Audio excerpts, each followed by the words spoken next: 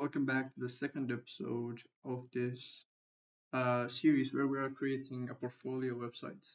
Or I'm actually creating this portfolio website for my own use case, and I'm sharing every single step of the creation from design to development here as a sort of a blog. This is completely unedited and unfiltered. You'll hear lots of stuttering, unfiltered like thoughts, uh, but I think that it could be very instructive for most of you.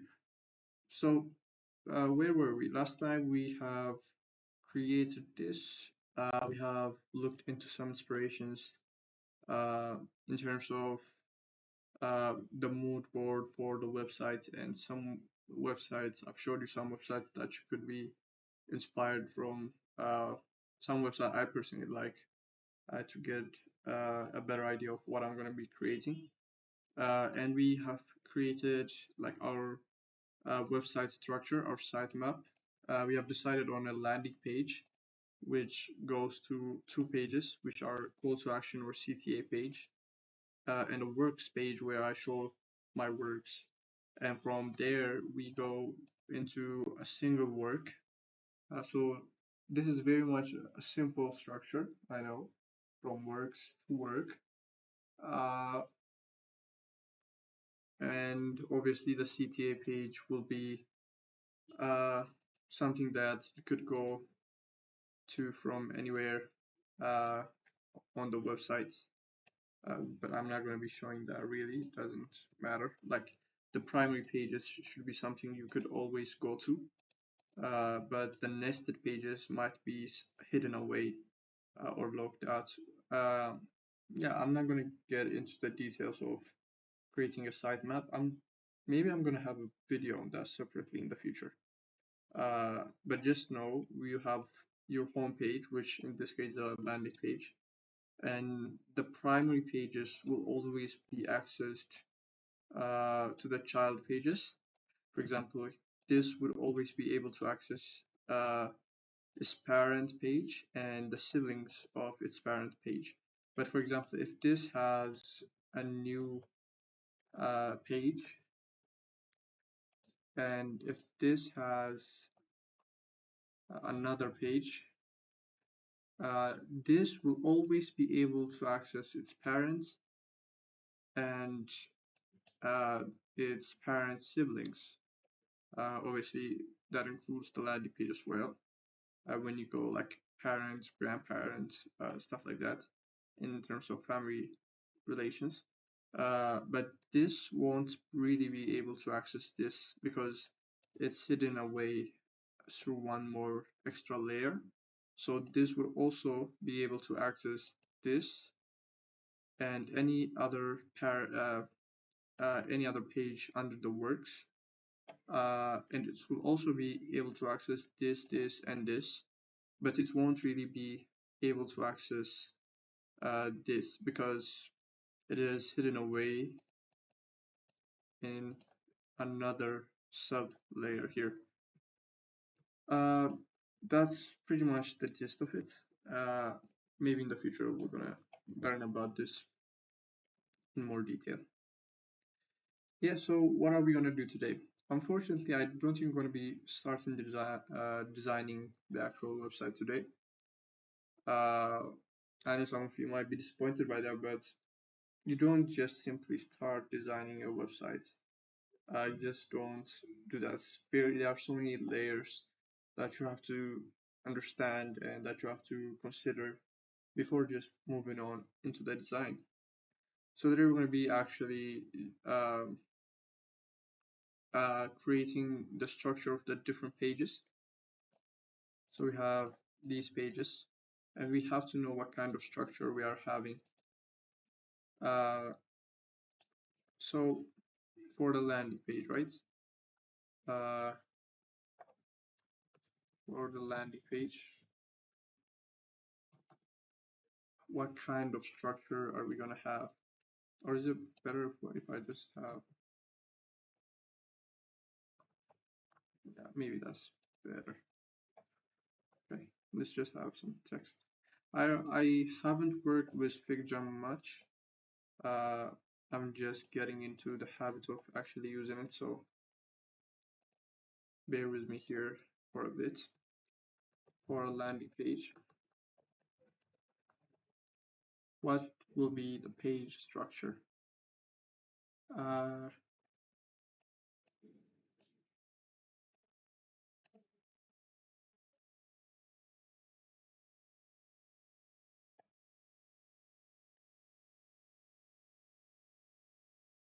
okay, what would be the page structure? I'm going to be using something called uh, the EPRC method, which is something I came up with like many years ago.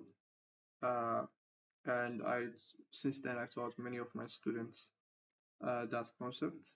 The EPRC method basically means like I used to struggle with creating landing pages because after creating the navbar, then the hero section, obviously there's the footer down below. But in between, there are so many sections, and I did not know what sections to put in.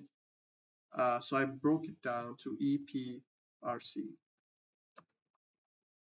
exposure, process or procedure, results, and call to action. What is exposure? Exposure page sections of page are basically where you are telling the user as much about the brand or the product as possible. So it's just putting the product or the brand right in front of the user, not like it's exposing. Like it's exposure means exposing something, and that's exactly what we're going to be doing here. So how do you expose? Obviously, there are the hero section, navbar, stuff like that. I'm considering those to be just here. We don't even have to write it, but let's just do. There's the navbar we need, obviously, navbar, hero section, and a footer. So how do you expose your brand? For example, we are creating a portfolio for me, right? So how am I gonna expose my work and how am I gonna expose myself as much as possible? Uh, so how do I do that? So if I say I'm the designer and I'm a developer, so the way I expose myself is through my work, right? So my work here. Not all the works, obviously, going to be having a separate page for it, as we shown here. Uh, but I'm just going to be showing a snapshot of what I would consider to be my best work. Uh, then we move on. Exposure. How can I expose myself a bit more? Personal story. Personal story. It is something like you want your people to connect with you, to understand you not only as the developer or as a designer, but creating a personal or humanitarian connection between you and the visitor uh, would have a better effect uh, because people, you are not only selling your services but yourself, right? Meaning, like, if a person hires you to design their website, they are not only taking your skills, but they are having to communicate with you, having to make decisions with you. There's so many things at a personal level. So you want to show that story. You want to show them experience, right? So I might be changing the order here a bit. Work, personal story, experience. For now, let's just lay them out and see what order we should give them. Personal story, experience. You want to show what you build, not exactly what you build, that's under work. Who have you worked for, how many years, uh, how did you get good, stuff like that, right? You want to show your experience. Uh, experience, basically, maybe vacancies, even. Where did you work before? So you want to show these. So these are the exposition sections. Work. I want to go directly to work after hero. The reason for that being you want to capture the user's attention right away. So showing your best work is the best way to doing that. It's just straight to the point. So all the other sections would be something to support your work. Then personal story or experience. Okay, let's think of it through the user's eye. Uh, if the user first sees your personal story, he creates a connection with you on a personal level. Then he moves to the experience. Then he sees more of your work, more understand your professional background. So you have to ask yourself, uh, what is, what do you need to show first? Your personal side or your professional side? Like some of you might just say professional side, obvious, but it's not as obvious as you might think. The reason for that being, some people value personal connection more, and some people value experience more. For example, if a startup founder values your personal story more, because that's a person striving, and uh, that's a person who is in the same struggle as you, which is working for a better future. Like I'm getting deep into user psychology here, but Wade wasn't here. And uh, so he values the personal story more. So you might want to show it first. But if, for example, a professional, for example, if you are working for a big brand, for example, if Microsoft or Google comes to my website asking for a web design, unlikely. Uh, but if they do, they will value my experience much more because it's more of a corporate setting. So I have to be asking yourself, who am I adhering to more? And I think I'm definitely I I want to work more with startups and people more than corporates, uh, because in my experience it's more enjoyable. Like with corporate companies, like it is very difficult to get one design approved. It has to go through so many people, and like it has to go through so many uh, validations and stuff. Most of the time it does get approved, but it takes too long. And like in my experience, it's not the best. I didn't really enjoy working with that, so I adhere to the personal store, to the founders, and I would want to create more of a personal connection. In terms of my struggle, I'm personally a SaaS founder myself, even though I didn't have much success with that. So I want to also show this here. Then I want to support myself through my experience. Okay, that was long. I know. Just stay with me here. Uh, EP, right? Procedures. Procedures doesn't mean first we do this, doesn't then we do this. That's part of it. Procedures means your inner working. Okay, so what tech stack do I know? Uh, how is the process going to be? How are we going to handle payment? Stuff like that. So how am I going to show the procedure here in a good way, in an effective way? Uh, well, I haven't really. Keep in mind, I'm not really preparing myself for these videos. This is my raw thought process. Um, so procedures. I might want to show my tech stack, like the programming languages I know, the frameworks, stuff like that. I'm going to be using these tools to get website up and running. But my idea is that most people won't really care, and in my experience, they don't. Nobody asks you, do you work with Spells or do you work with Vue, Next? Uh, like there are people that ask you, but in my experience, most of the time they just want the work done. But they want to know the tools most of the time. So is it Figma or WordPress or Webflow or Framework? They want to know uh, those tools. So what I understand is they don't. Most people don't really want to know your procedure as a personal. For example, this procedure.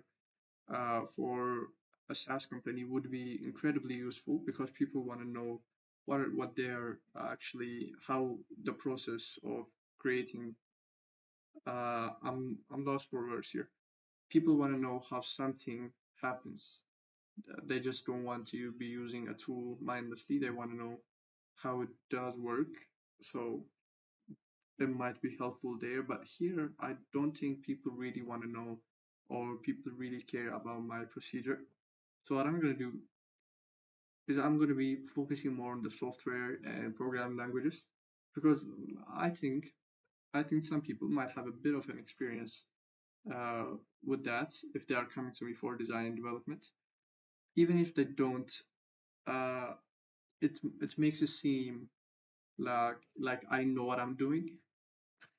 I know it sounds bad when I'm saying it. I'm talking like this, but it's the reality of selling yourself is to make sure that people think you know what you're doing, and you should be knowing what you're doing before you advertise yourself. So here I'm gonna just put technologies.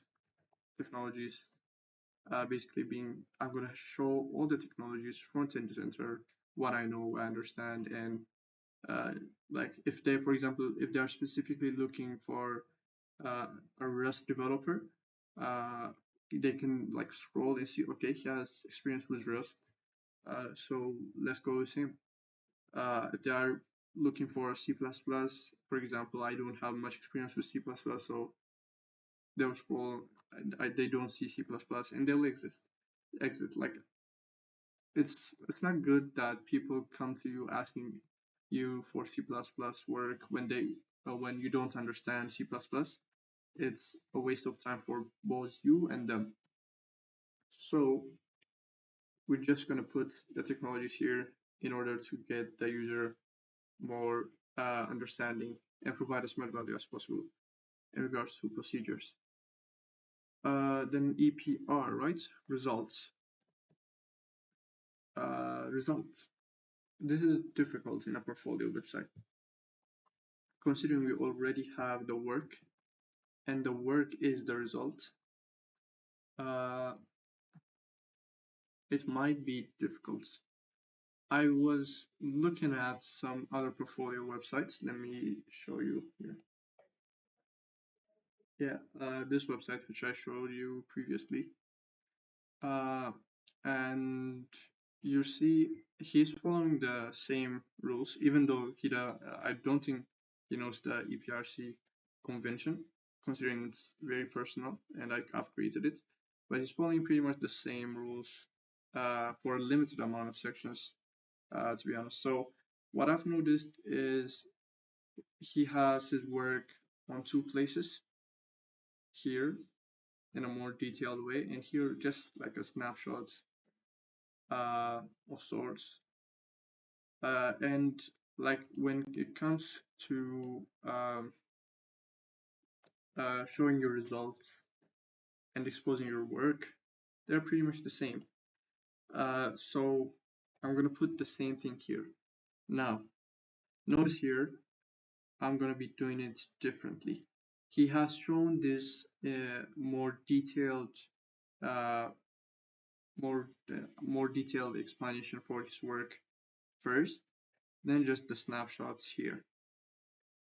I was thinking initially to do the opposite, where I show the snapshots first and just I show the work detail later. But I came to the understanding that this method might be the same. I came to understanding of that in about like 15 seconds ago when I was saying it. The reason for that I understand is when you have a call to action, if you can show as much of your work here and if you can support whatever you said here and like directly before asking for contact, before providing a call to action, if you have as much of your work shown beautifully like he did here, that's very much a bonus because people will be hyped. If I'm hiring him, I like his website obviously, I get more value here. But here I get intrigued and I get very excited because this is so much quality work, and it's overwhelming to some extent to show everything here at the same time with cool animations. So when I scroll down and find the call to action, it's a no-brainer for me. So uh, here, so here we're going to have both of them work. I'm going to say work mini, just to show that this is a more condensed form. Then it is E, P, R, and C. C call to action. This call to action, very simple call to action section where I provide maybe some information like phone number or email. But the main idea of this is to provide a call to action button, which will take me to this page. So this is the landing page. We have to think of the CTA page works and work. Okay, the CTA page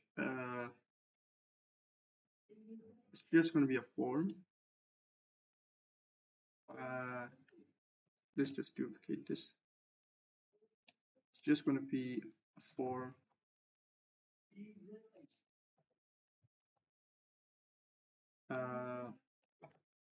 Yeah, for basically a form where I just show. Yeah, it's what information do you want? We want email probably. Email. Maybe I want to start with a full name or company name. Full name / company name, obviously.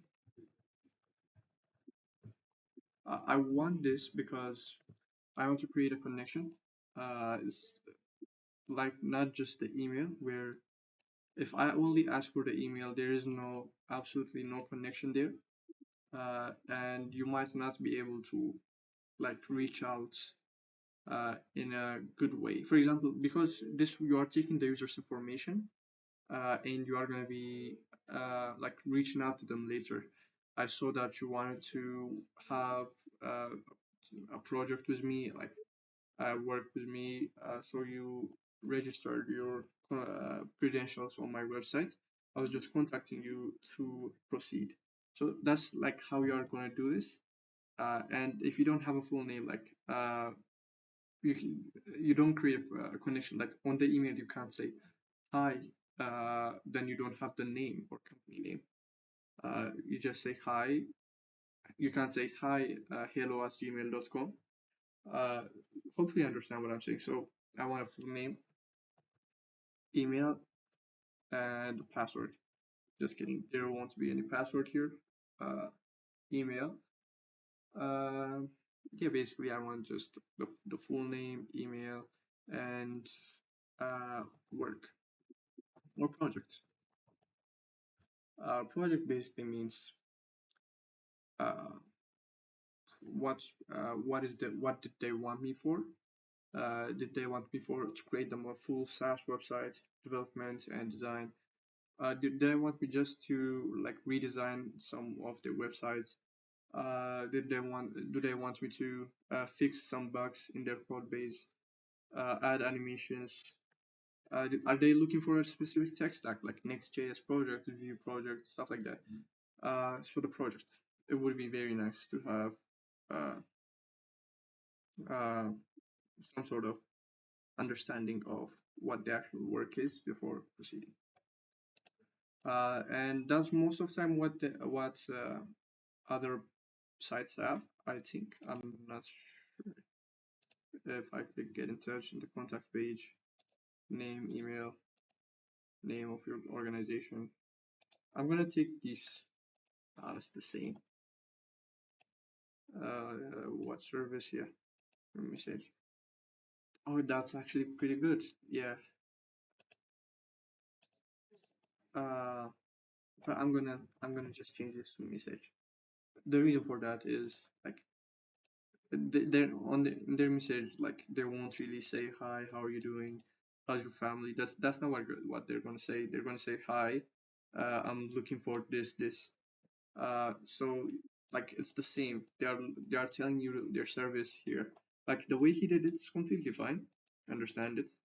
But I think I prefer to do it this way. And I don't really here. I think the only thing wrong with this, I would say, is there's too much. Uh, so between the start of your form, asking your information, and the ending here of the call to action, there's too much going on. So there's too much time. There's enough time uh, for the user to get turned off and to decide that they don't want to work with you. Uh, so that's something we want to minimize the time between, uh, like here probably on your homepage after scrolling here, seeing your work, the user is convinced. So the ideal way of doing this would be like clicking a button and skipping the form. Everything is done, just you're ready. Unfortunately, that's not possible. So we have the name. So that's the ideal. It's not really like it's not something that you could do. It's not real. It's just ideal. Uh, so you would have some content in between, but you want to minimize the content between the final call to action and the time of convention, at the time of convincing. I mean, uh, yeah. So there are too many here, I think, but not saying it's bad. Uh, I'm cherry picking here. This is a very good website. I'm just saying this, just slight, uh, as a slight idea to improve the website. It's a very good website, even if it doesn't change that. Okay, call to action. This is the form. Then we have the works and work. Uh, Here, the works page. This is very simple. These two are very simple. Uh, we're just gonna be showing works. Maybe having it here is not even worth it. But it's just gonna be we're just gonna be showing the works. Yeah, very simple. There won't be nothing much here. Like even as he did it here, right? I think he did something like this. Yeah, just the works, nothing really. Then work page, specific work. Here is where I think this website could be a bit better. Like if we go to work and choose one of them, uh, obviously you have some information here. Then it's all images, and there isn't really much of a context. There's obviously next work. Uh, I very much like this section, very well done. But there isn't really much context. Uh, there was there was okay this website which I showed you before, and the way he showed his work was very minimal. Uh, but this was text heavy. Nobody's gonna read this. Okay, so what I'm going for is an in between. I want to focus more on images, uh, but I want also some value proposition. I want some content. So what I'm gonna do for the work page is I want a snapshot at the top. A snapshot like this, for example, the company name, some information about the work, the year and location. Location, I don't think maybe, but year probably. I'm not sure. Yeah, he has the name and images here, for example.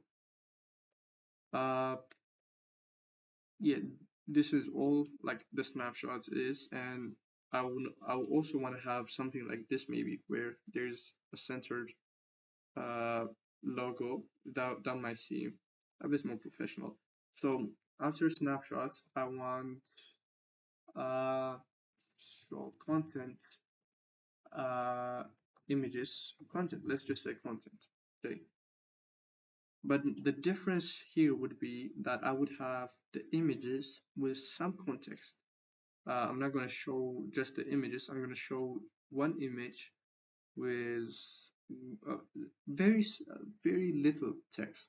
I'm not going to make it two paragraphs. I'm going to have very small text, but it is going to be enough to just give value for each image. For example, the text would be as much as this reason. You see this text? It won't be bigger than this. We're just going to have some text here just to describe the image a bit more. Then I want to have next work. Actually, I was thinking to have some section like he did, like this. But uh, I do want to have a better navigation. Hmm. Like the problem here, I think. Let's go to next work and let's check something here. Uh, yeah, I don't see a clear way of getting back. Uh, there are obviously all work, but there's just next work. There isn't previous work. So what I'm gonna do instead here is I'm gonna have obviously the works page will be here, so I don't really think I need to have this all work button.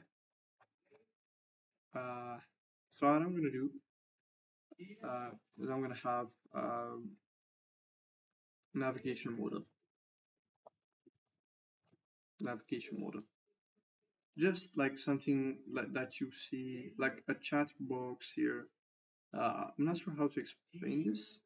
Maybe it's better to show you. Like sometimes you see a chat box here where you can click this on the bottom right of your website, where you click this and just a model pops up where you can talk to a bot, for example. A bot, ask them question, get a clear customer service from them. I want something like that, but for navigation. So that's the navigational modal. Obviously, most of the stuff I'm going to talk about today in this video will be a little vague. I know it might not be the easiest thing to understand, but hopefully when we go to the design and start working on it, it will turn out to be much easier than it seems here. And what do I need? I want a final call to action here. So yeah, I'm gonna have that. We can actually show all work back to all works here actually, or we can have it here on the navigational modal. But I need a call to action section. I just want, like, after the user scrolls through this work, maybe the user is convinced, maybe this is the actual website that convinces the user. Some reason this is blurred. Maybe this is the website that convinces the user, and right when he finishes viewing the website, I want to hit him with a call to action, like get started. Uh, uh, let's start working together, something like that. I want to hit him with a clear call to action right away. So that's what I want to do. So call to action. Okay, yeah, that's all for the pages we designated.